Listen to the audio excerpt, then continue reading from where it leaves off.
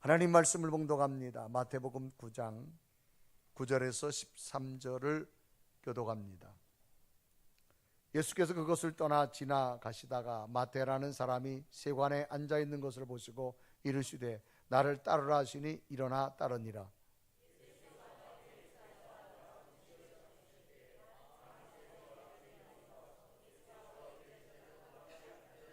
바리새인들이 보고 그의 제자들에게 이르되 어찌하여 너희 선생은 세리와 죄인들과 함께 잡수시느냐.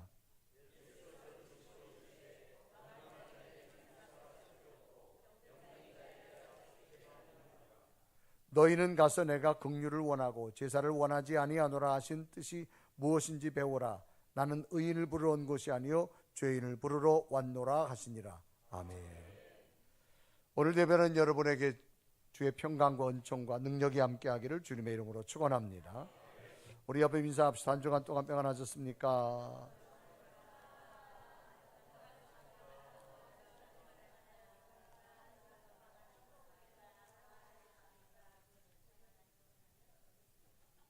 다 늘어지셨나요? 다시 한번 더 늘어지게.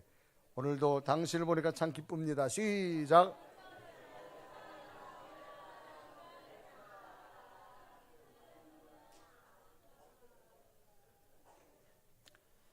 아멘.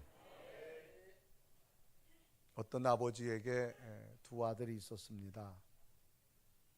큰 아들은 아버지의 말씀도 잘 듣고 사람들이 원하는 스펙을 잘 가진 아주 효자였습니다. 그런데 어느 순간부터 아버지의 말씀을 듣는 둥 마는 둥 무시하기 시작합니다. 그리고 아버지와의 관계를 소홀하기 시작합니다. 이제는 아버지의 말씀도 듣지 않게 되어졌습니다. 그런데 작은 아들은 어릴 적부터 부모의 말씀을 듣지 않고 사고만 쳐서 남들에게 손가락질을 받습니다. 부모님을 굉장히 힘들게 한 자식이었습니다.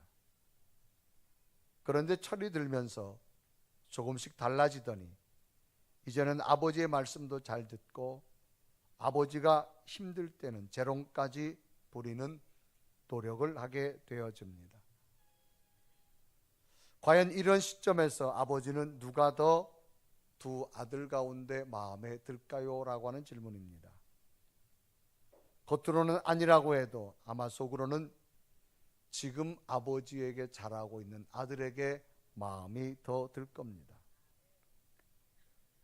그저 과거에 잘한 것만 믿고 지금 아버지에게 무심한 큰 아들에 비해서 이 작은 아들은 과거에는 부모님을 힘들게 했지만 지금 최선을 다해 아버지를 섬기고 있기 때문입니다. 이처럼 모든 관계는 과거를 넘어서 지금 이 순간에 최선을 다할 때 상대의 마음을 움직일 수 있는 큰 의미가 있다라고 하는 거지요.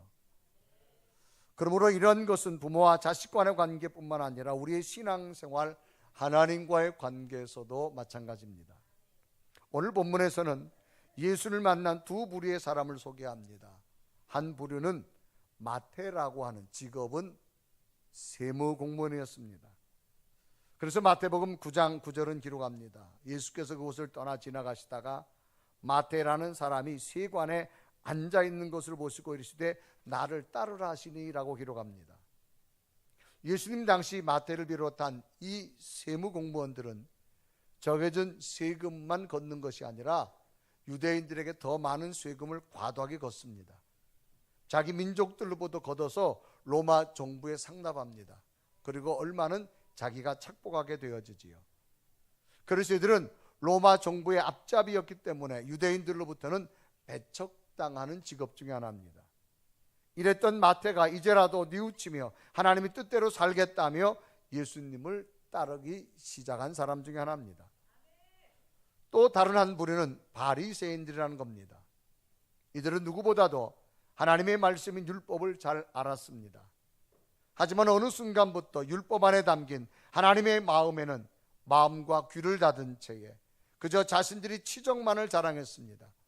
하나님의 말씀보다는 자신들의 만든 규율만을 중요시하기 시작했습니다. 자신들의 의로운 것만 내세우기를 시작하게 되어졌습니다. 그러면 과연 이 부류의 사람들 보신 예수님께서는 어느 사람을 더 마음에 품으셨을까라고 하는 겁니다.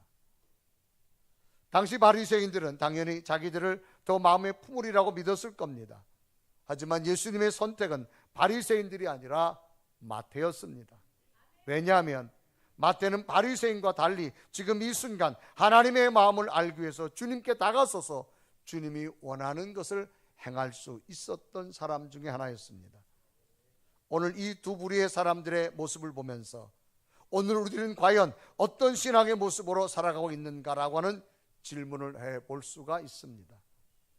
혹 바리새인처럼 과거의 치적만을 자랑하며 하나님의 마음을 외면한 채 하나님 믿고 있지는 않는지, 아니면 마태처럼 예전에는 죄인처럼 살았으나 지금은 주님의 마음을 헤아려서 주님을 기쁘게 하고 있는 사람이 되어졌는지.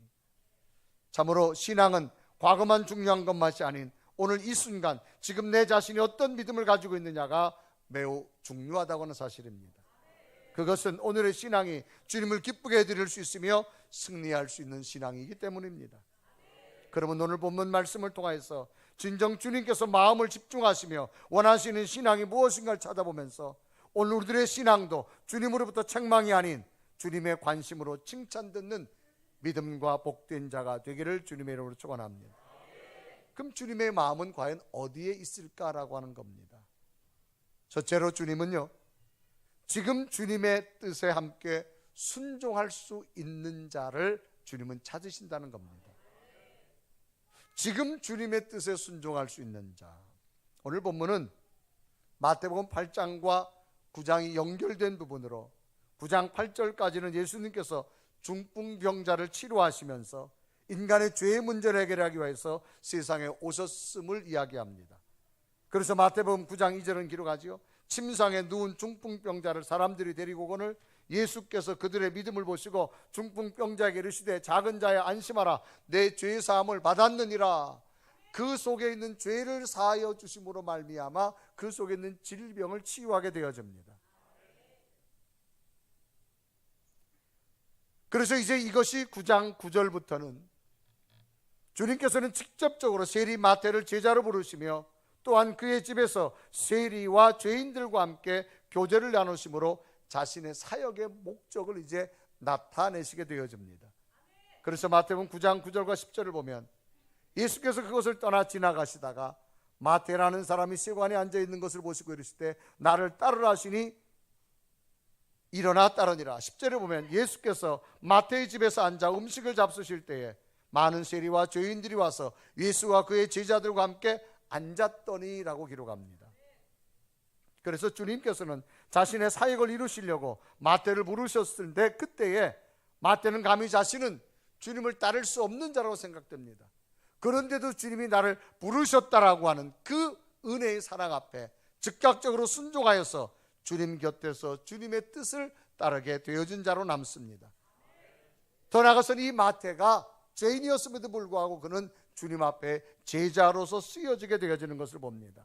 그래서 마태복음 9장 10절은 기록합니다. 예수께서 마태의 집에서 앉아 음식을 잡수실 때에 많은 세리와 죄인들에게 예수와 그의 제자들과 함께 앉았더니 라고 기록합니다. 예수님께서는 세관에 앉아 일하던 마태를 보시고 아주 단순 명료하게 나를 쫓으라 그렇게 말씀합니다. 놀랍게도 마태는 주님의 말씀에 그 하던 업무를 뒤로하고 즉시 일어나 주님을 쫓게 되어지지요. 이때 장면을 마태복음 9장 9절은 기록합니다. 예수께서 그것을 떠나 지나가시다가 마태라는 사람이 세관에 앉아있는 것을 보시고 이르시되 나를 따르라 하시니 일어나 따르니라 라고 말합니다. 이 마태는 주님의 부르심에 어떤 변명도 어떤 이유도 없이 그저 자신의 모든 것을 버리고 주님을 쫓았다라고 성경은 기록합니다.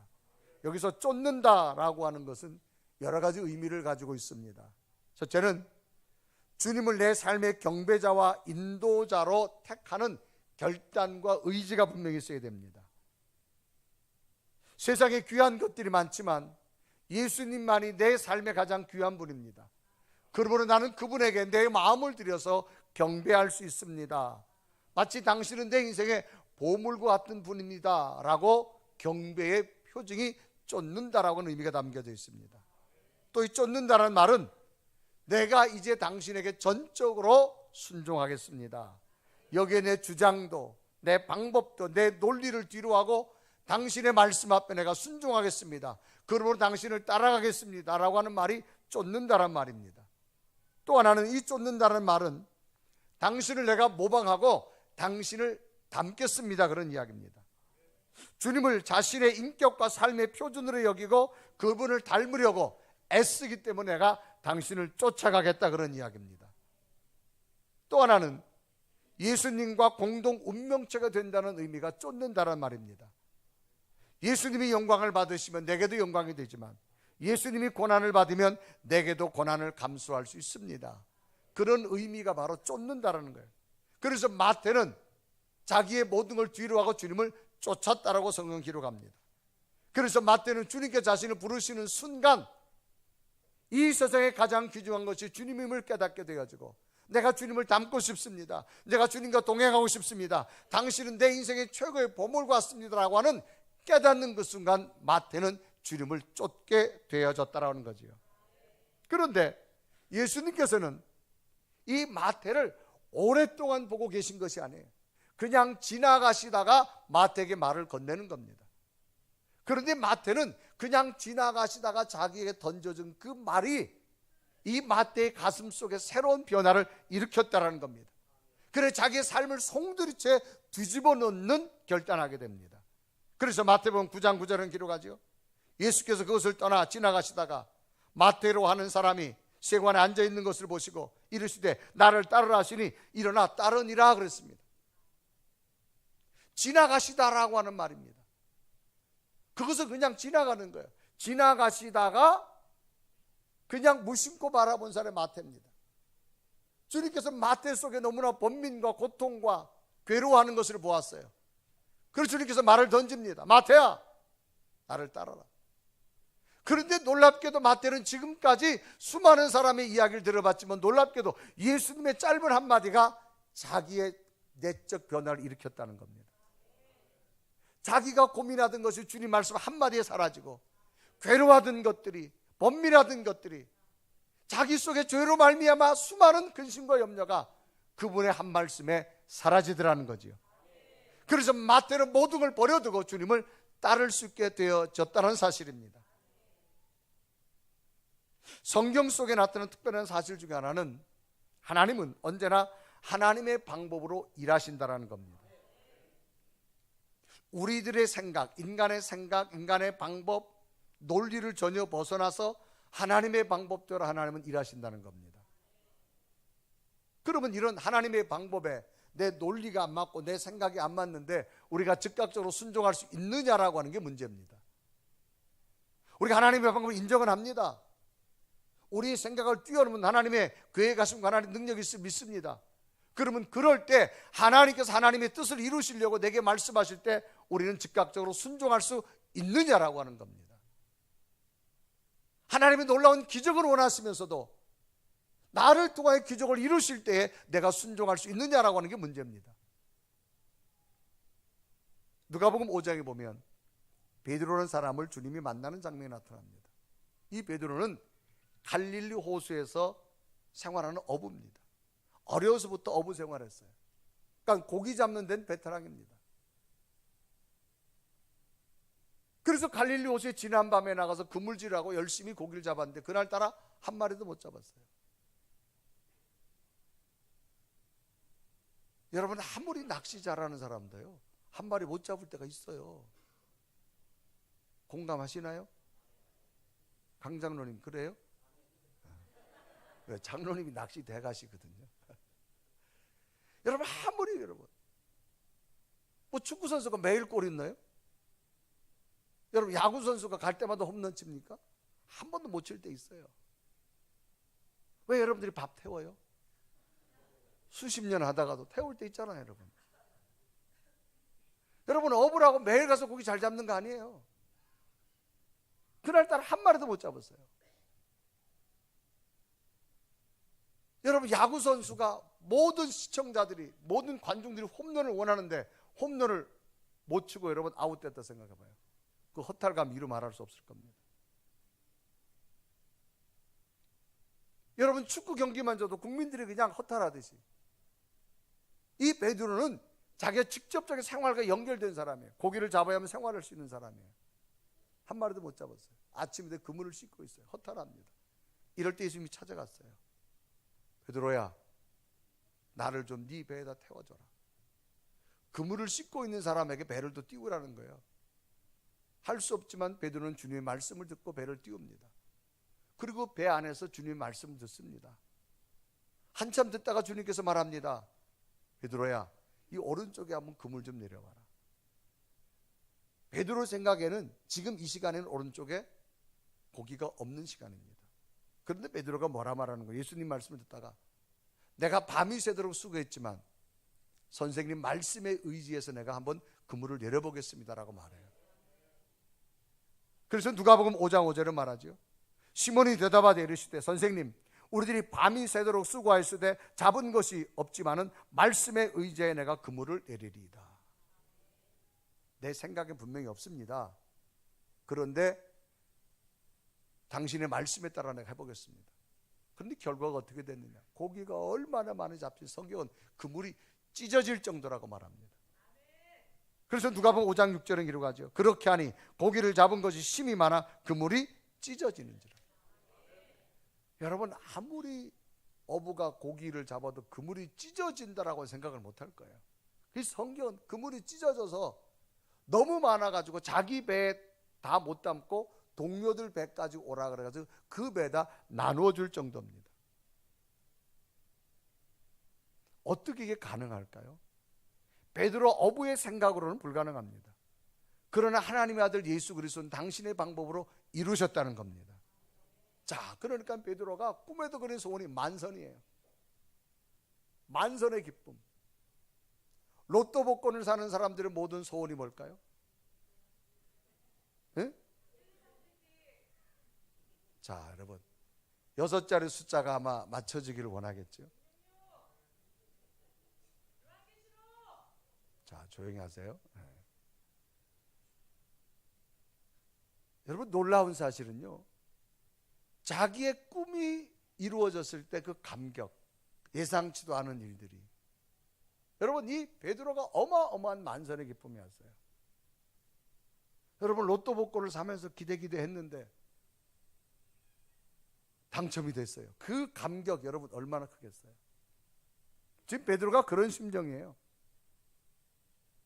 그런데 주님께서 뭐라 말하는 거야? 베드로야, 그 고기하고 고기배 뒤로 하고 나를 따라와라 그렇게 말해요. 그 어마어마한 만선이 됐으면 그것 가지고 빨리 팔아가지고 가족과 함께 생활을 해야 돼요. 그런데 주님은 베드로에게 뭐라 말씀하느냐? 네 배와 고기를 뒤로 하라는 거예요. 뒤로 하고 나를 따라오라는 거예요. 과연 여기에 베드로가 하겠느냐 그 말입니다. 그래서 누가복음 5장 10절에 말합니다. 세베대의 아들로서 시몬의 동업자인 야고보와 요한도 놀랐습니다. 예수께서 시몬에게 이르시되 무서워하지 말라. 이제 후로는 내가 사람을 취하리니. 따라오라는 겁니다. 당시 어부로서는 전혀 이해할 수 없는 일입니다.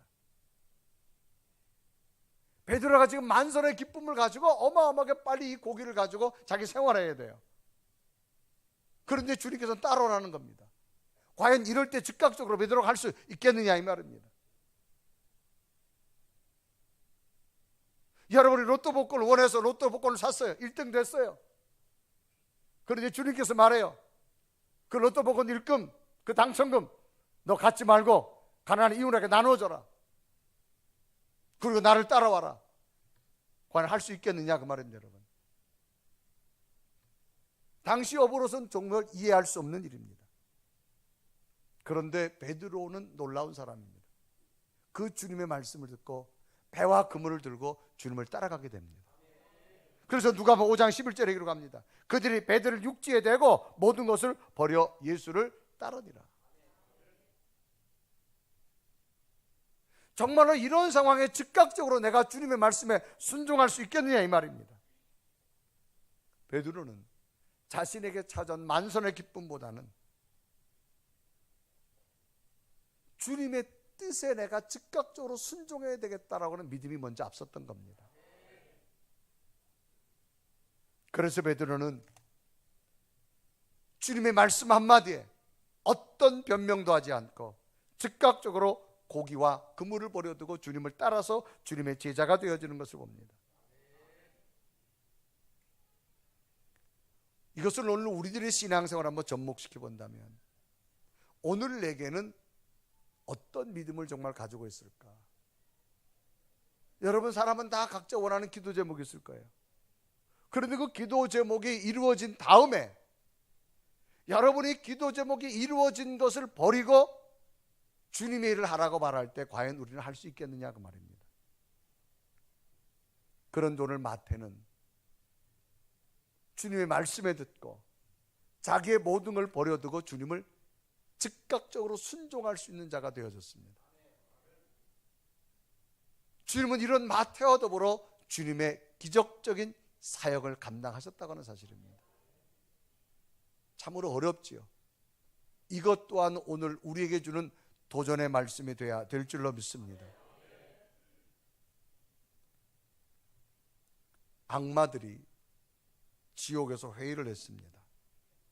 어떻게 하면 기독교인을 말살시킬 수 있을까라고 하는 겁니다. 한 젊은 악마가 의견을 냅니다.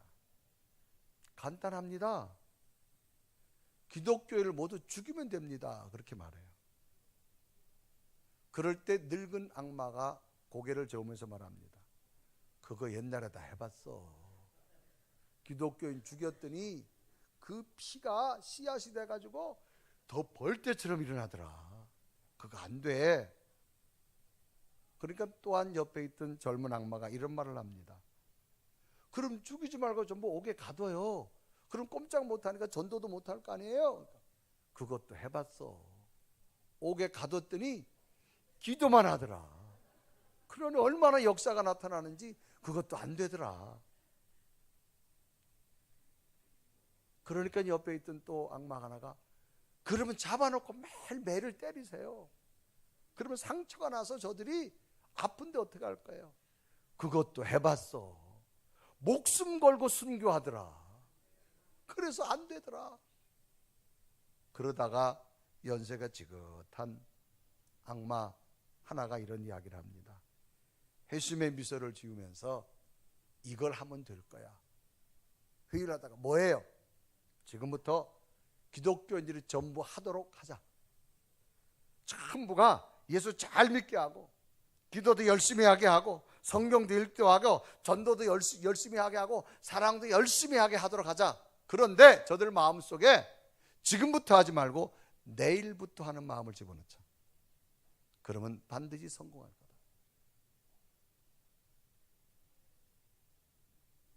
실천을 못하는 거예요. 내일 해야지, 내일 해야지, 내일 해야지.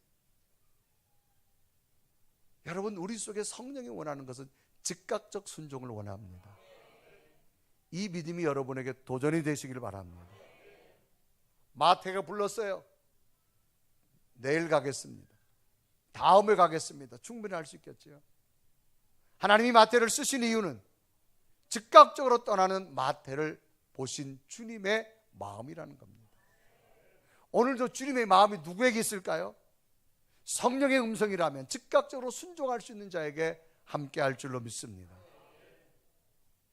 두 번째로 주님께서는 주님의 뜻을 헤아릴 수 있는 자와 함께 한다는 겁니다. 오늘 본문 10절에 보면 예수님을 만나고 영접한 마태가 그의 친구들을 불러다가 잔치를 베푸는데 주님을 초대해서 주님으로부터 말씀을 듣기 시작합니다. 이때 장면을 마태복음 9장 10절에 기록합니다. 예수께서 마태의 집에서 앉아 음식을 잡수실 때에 많은 세리와 죄인들이 와서 예수와 그의 제자들과 함께 앉았더니라고 기록합니다. 마태는 이제 예수님을 따르기를 결정하고 자기 집에 초대했어요. 자기 동료들과 또 자기 아는 사람들 초청한 이유는 뭘까요? 그곳에서 예수님의 말씀을 저들에게 들려주게 한 겁니다. 왜? 주님께서 이 땅에 오신 목적이 뭐냐? 나 같은 죄인도 구원하셨는데 아직도 수많은 죄인 가운데 있는 자들을 구원하신 주님의 마음을 알았기 때문입니다. 그래서 예수 그리스도가 이 땅에 오신 목적이 죄인 된 자를 구원한 사실을 이 마태는 알았어요. 그래서 자기 집에 모든 사람을 초청해 놓고 주님의 말씀을 듣고 저들로 하여금 저들 속에 있는 구원의 역사를 이루기 위한 하나님의 마음을 알았다는 겁니다. 그래서 마태복음 11장 19절에 말하죠. 인자는 와서 먹고 마시매 말하기를 보라 먹기를 탐하고 포도주를 즐기는 사람이요 세리와 죄인의 친구로다 그랬습니다. 세리와 죄인의 친구로다. 자기 주변에 지금 많은 사람들이 취급하지 않은 죄인처럼 취급하는 세리들이 있습니다. 그때 주님께서 내가 너희의 친구라고 말합니다. 내가 너희의 마음을 함께 헤아려 줄 것이고 내가 너희와 동행할 것이고 내가 너희 죄를 사여서 내가 너를 구원에 이르게 하리라. 마태는 이런 주님의 마음을 알았던 사실입니다. 오늘 우리에게 무엇이 필요할까요? 신앙의 삶을 살면서 우리의 신앙의 모델은 예수님입니다. 예수님의 마음을 헤아릴 줄 아는 자가 되어야 될 줄로 믿습니다. 우리는 주님으로부터 많은 기도 제목을 내놓습니다. 이것도 해주시고 저것도 해주고 이것도 해 저것도 수많은 기도 제목 가운데 과연 여러분 주님이 원하는 기도를 얼마나 하느냐 그 말입니다. 내가 원하는 기도도 중요하지만 주님이 원하는 기도를 우리는 얼마나 드리고 있느냐라는 겁니다. 가령 자녀들이 부모에게 무엇을 요구하기 전에 여러분들이 출타를 했어요. 근데 집에 들어와 보니 깨끗하게 집안이 정리되어 있어요. 부모는 집에 가서 시간도 몸도 피곤한데 또 청소하고 집안일 해야 될 게 마음에 걸렸어요. 그런데 가니까 깨끗하게 정리가 되어 있는 거예요. 얼마나 마음이 기쁠까요? 그러면 그 자식이 구하지 않은 것까지도 주실 줄로 믿습니다. 예수 그리스도 이 땅에 오신 목적이 무엇이냐? 당시 유대인들은 로마라고 하는 국가에 억압받았어요. 그래서 유대인의 왕이 오면 이 정치적 군사적에서 우리를 해방시켜 줄 거라 생각했는데 전혀 딴판이었어요. 근데 마태는 예수 그리스도의 말씀을 들음으로 말미암아 예수 그리스도가 이 땅에 오셔서 우리에게 죄를 씻어주시고 구원자가 됨을 깨닫게 된 줄로 믿습니다.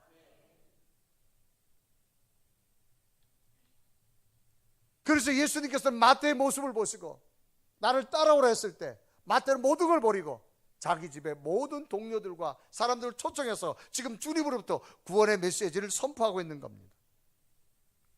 예수 그리스도가 이 땅에 오신 목적은 하나입니다. 죄인 된 우리를 구원하고 우리에게 새로운 생명을 주시기 위함이란 사실입니다. 그래서 우리는 예수님을 그리스도라 그렇게 칭호합니다. 그리스도란 히브리어 메시아, 또 헬라어는 구원자라는 의미를 가지고 있습니다. 그렇다면 왜 예수님만이 구원자가 되어져야 될까라고 하는 겁니다. 그것은 우리를 죄의 본질에서 구원해 내실 분이 예수님밖에 없기 때문입니다. 그래서 마태복음 1장 21절에 말합니다. 아들을 낳으리니 예수를 알아 그가 자기 백성을 죄에서 구원할 자십니다. 예수 그리스도가 이 땅에 오신 목적은 죄에서 구원할 자라는 겁니다. 여러분 인류 역사상 위대한 종교를 만든 사람들이 많습니다. 종교 창시자도 많습니다. 위대한 성현들도 무수히 많습니다. 그런데 특징이 있습니다. 그들은 모두가 자기만을 위해 왔습니다. 이 땅에 수많은 교주들이 많고 수많은 종교가들이 많았지만 남을 위해서 자신의 목숨까지 내는 종교가가 없습니다. 모두가 자기 숭배적인 사상만 만들었습니다. 그런데 예수 그리스도는 우리 인류의 죄를 위해서 자기 목숨을 스스로 내놓으신 분입니다. 그래서 그분만이 우리를 구원자가 될 줄로 믿습니다.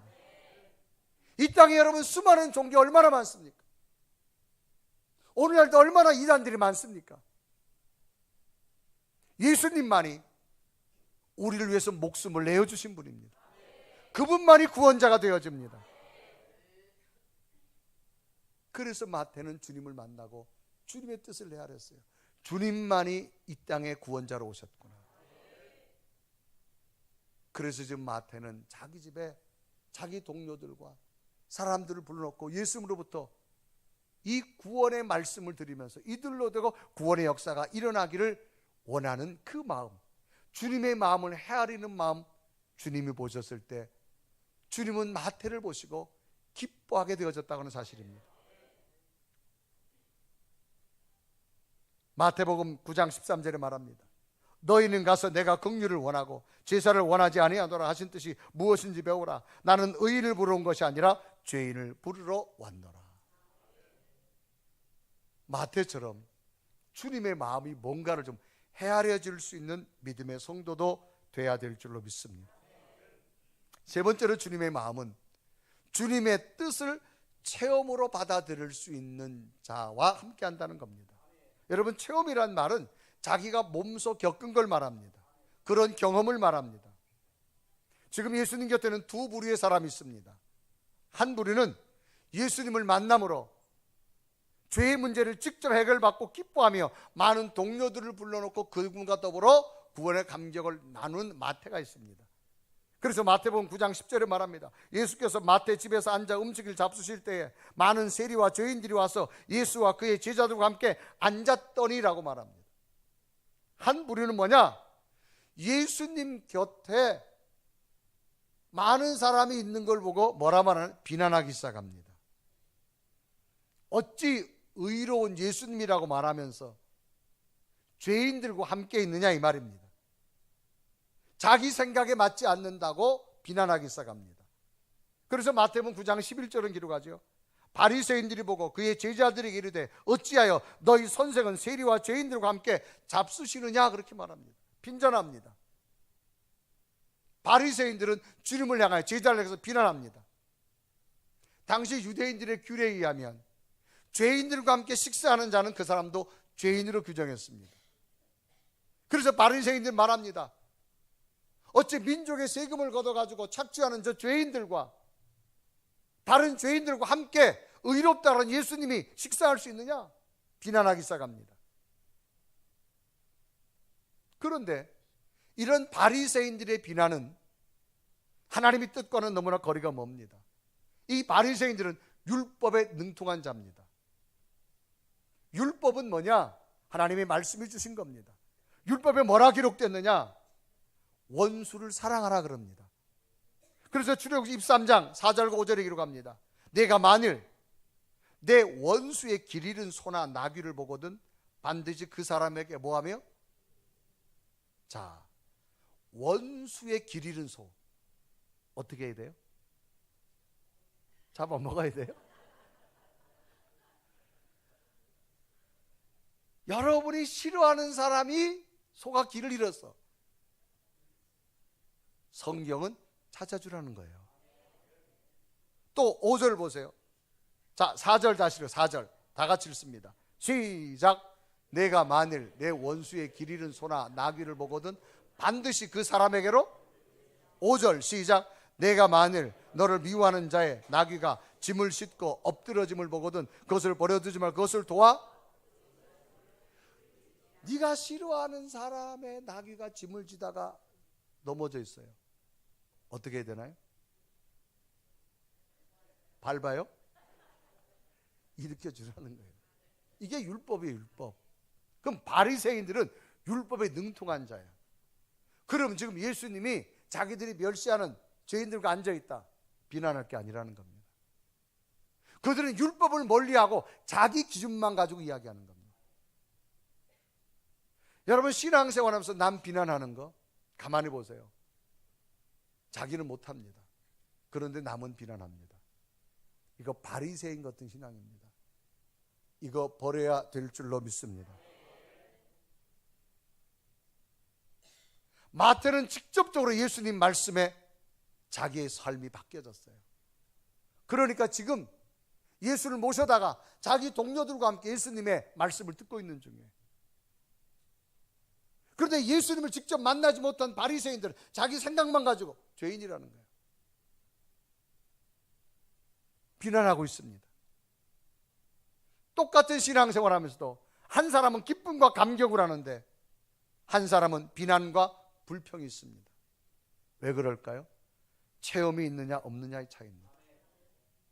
똑같은 교회를 다니면서도 감격과 기쁨으로 신앙생활하는 반면 똑같은 교회를 다니면서도 비난과 원망과 불평이 나오는 성도가 있습니다. 왜 그럴까요? 내 속에 체험이 없기 때문에. 예수님을 만나는 체험이 여러분 은혜 속에 감격이 되기를 바랍니다. 사람은 누구나 마음속에 두 마리의 개를 키운다고 합니다. 두 마리 개 이름은 이런 거래요. 하나는 편견, 다른 하나는 선입견. 그런데 이 두 마리 개를 쫓아내는 특별한 개가 있는데 이 개의 이름은 조금 이름이 깁니다. 백문이 불여 일견. 개에 비유한 편견이란 말은 한쪽으로 치우치고 공정하지 못한 견해를 말합니다. 또 선입견이라는 것은 어떤 사람이나 사물 또는 주장에 대해 직접 경험하지 않은 상태에서 자기가 미리 마음에 담고 있는 걸 이야기합니다. 제가 목회하면서 많은 성도들을 만나보고 많은 사람들을 만나볼 경우가 있습니다. 그럴 때 저게 이런 이야기 할 게 있어요. 아무겠지요. 막 그런 이야기를 할 때 있어요. 그럼 그래 죄송하게 그분은 제가 맞장구 쳐주길 바랬는데 제가 이런 말을 해요. 목사님 죄송해요. 나는 그분을요 만난 적이 없고요. 그분하고 생활해 본 적이 없고요. 그분이 그런 걸 본 적이 없어요. 나는 그 부분에 대해서는 말하지 않겠습니다. 그게 맞잖아요, 여러분. 왜? 사람은 다 자기 기준의 선입견을 가지고 있기 때문에. 그럼 백문의 불여일견은 뭐예요? 내가 본 거예요. 내가 느낀 거예요. 내가 먹어본 거예요. 내가 참여해보 체험한 거예요. 신앙생활은 체험입니다. 내 편견도 버려야 되고 내 선입견도 버려야 되고 내가 예수 그리스도를 만나야 될 줄로 믿습니다. 이게 온전한 신앙의 모습입니다. 예수 그리스도의 십자가의 죽으심이 내가 체험되어져야 돼요. 그래야만 신앙은 능력이 있습니다. 오늘 마태와 바리새인은 분명한 차이가 있습니다. 마태는 주님의 말씀 한마디에 주님을 만났습니다. 모든 걸 버리고 따를 수 있었어요. 바리새인은 오랫동안 율법을 아는 자였지만 저들은 비난하기 시작합니다. 왜? 체험이 없습니다. 오늘 우리의 신앙은 내 선입견도 버리고 편견도 버리고 예수 그리스도가 만나는 믿음이 돼야 될 줄로 믿습니다. 특별히 이제 시작되는 사순절 기간, 예수 그리스도의 고난과 예수 그리스도의 부활을 준비하는 이 계절에 그 어떤 것보다도 예수 그리스도의 죄인을 오신 죽으심이 믿어졌으면 좋겠어요. 그래서 주님의 뜻에 즉각적으로 순종할 수도 있고 주님의 마음을 헤아릴 수도 있고 주님의 뜻을 체험으로 받아들여서 능력 있는 성도들이 되기를 주님의 이름으로 축원합니다. 오늘 주님이 우리에게 원하시는 게 뭘까요? 날마다 주님은 우리로 하여금 은혜의 깊은 곳으로 가기 원합니다. 자, 한 이야기만 할게요. 어렸을 때 어떤 이야기냐, 냇가에 가서 놀다 보면 고기를 잡아요. 제가 어렸을 때 고기를 뭘로 잡았느냐, 고무신 벗어가지고 잡았어요. 물가에 가면 아주 요만한 고기들이 있어요. 그럼 그거 떠요. 이렇게 새끼들 잡아요. 그런데 그 주변에는 그런 새끼들밖에 없어요. 근데 동네 형아들이요 깊은 데로 가보자 그래요. 근데 무서워요. 근데 정말로 조금 커가지고 깊은 곳에 들어가서 수경을 쓰고 보니까요, 나는 요만한 고기만 있는 줄 알았어요. 이만한 고기가 있고 이만한 고기가 있더라니까요. 몰랐어요. 들어가 보니 알겠어요. 신앙생활도 마찬가지예요. 여러분, 얕은 가임 잊지 말고 깊은 곳으로 들어가세요. 거기에 새로운 하나님의 세계가 보여질 줄로 믿습니다. 날마다 체험으로 신앙이 깊은 곳으로 들어가기를 주님의 이름으로 축원합니다. 우리 한번 고백하며 찬양할까요? 주님은 날마다 우리를 은혜의 깊은 곳으로 들어가기를 원합니다. 우리 고백하며 찬양합니다. 주 하나님 넓고 큰 은혜는 저 큰 바다보다 깊다. 주를 불러 깊은 데로 저 한가운데 가보라. 언덕을 떠나서 창가에 배 띄워 내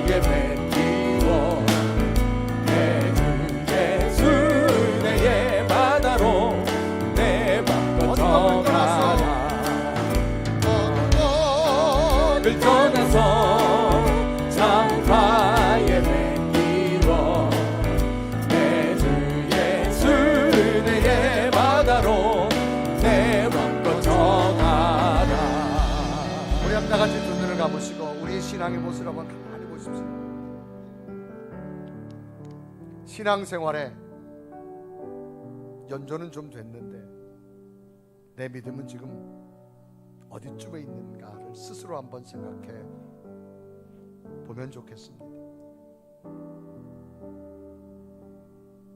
나는 지금 얕은 물에 있는가? 나는 허리까지 가 있는가? 아니면 내 몸을 온전히 물에 맡겨서 둥둥 떠 있을 만큼 되어졌는가라고 하는 겁니다. 낮은 곳에 있는 신앙은 깊은 곳에 있는 열매들을 볼 수가 없습니다. 왜? 들어가야만 볼 수 있습니다. 신앙생활은 체험입니다.